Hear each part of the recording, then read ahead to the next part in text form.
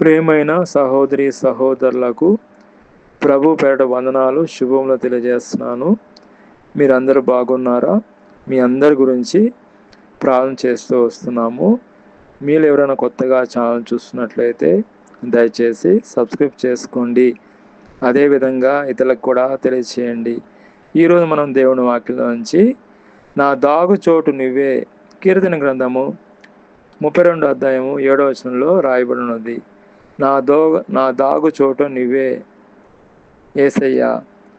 మన దాగు చోటు ఎవరు? యేసయ్యే. కాబట్టి ఉదాహరణ చూసినట్లయితే మన దేశాన్ని బ్రిటిష్ పరిపాలన చేసినప్పుడు ఖైదీలని ఇక్కడి నుంచి అండమాన్ నికోబార్ తీసుకెళ్లేవాళ్ళు. అక్కడ ఒక దీవి అది. అక్కడ ఖైదీలను అక్కడ జైల్లో బంధించేవాళ్ళు. అక్కడి నుంచి ఎవరు కూడా తప్పించుకుని పోయేవారు కాదు. ఎవరైనా జైలు నుంచి తప్పించుకున్నా కానీ సముద్రంలో నుంచి తప్పించుకోలేరు. అదేవిధంగా మనం ఎప్పుడైతే దేవుళ్ళో ఉంటామో శత్రువు మనల్ని ఏం చేయలేడండి. శత్రువు ఏదైనా చేయాలంటే మనం దేవుళ్ళో ఉంటాం కాబట్టి, దేవుళ్ళో ఉంటే శత్రువు మనల్ని ఏం చేయలేడు. కాబట్టి శత్రువు మనం ఏదైనా చేయాలన్నా కానీ మనం దేవుళ్ళో ఉన్నాం కాబట్టి శత్రువు ఏమి చేయలేడు. కాబట్టి మనం చూసినట్లయితే ఇంకొక ఉదాహరణ చూసినట్లయితే ఇజ్రాయెల్ కంట్రీ చాలా ఫేమస్. అది దాని చుట్టూ శత్రువులు ఆ దేశాన్ని ఎంతో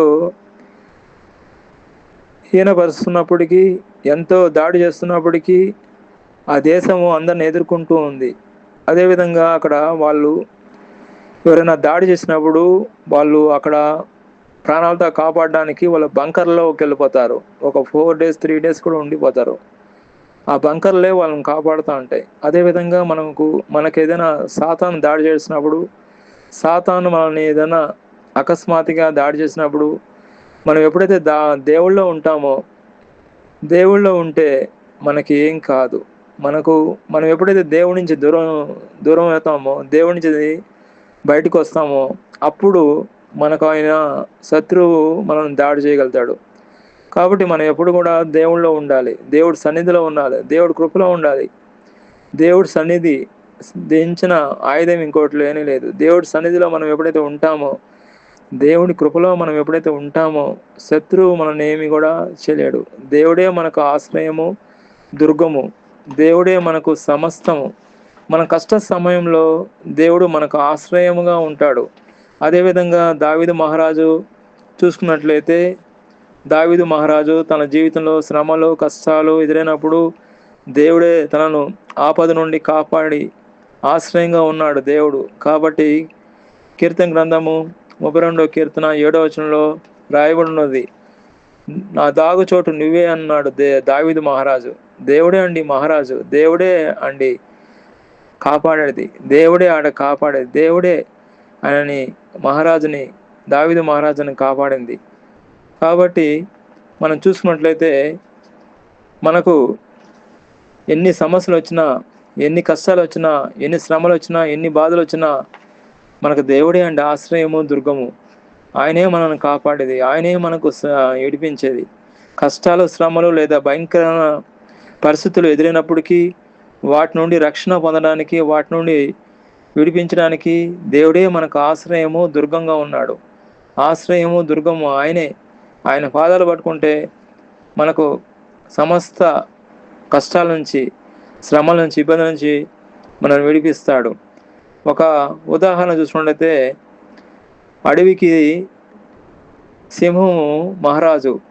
అయితే ఒకరోజు సింహము ఎంతో ఆకలితో ఉన్నప్పుడు ఒక కుందేలు సింహం ముందు కనబడినప్పుడు సింహము కుందేలను చంపడానికి ముందుకు వస్తే కుందేలు ఏం చేసిందంటే అది ఒక బండ సందులోకి వెళ్ళి దాముకునేస్తుంది.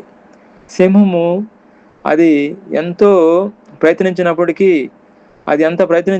విఫలమైంది. కుందేలు మాత్రము బండ సందులో ఉంది. ఇక్కడ మనం చూసినట్లయితే అడవికి రాజు సింహం.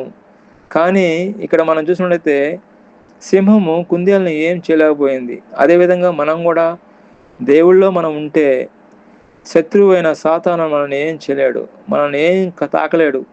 మనం ఎప్పుడైతే దేవుడి నుంచి మనం దూరం బయటకు వస్తామో అప్పుడు మాత్రమే మనల్ని శత్రువు సాతాను మనల్ని ముట్టగలడు.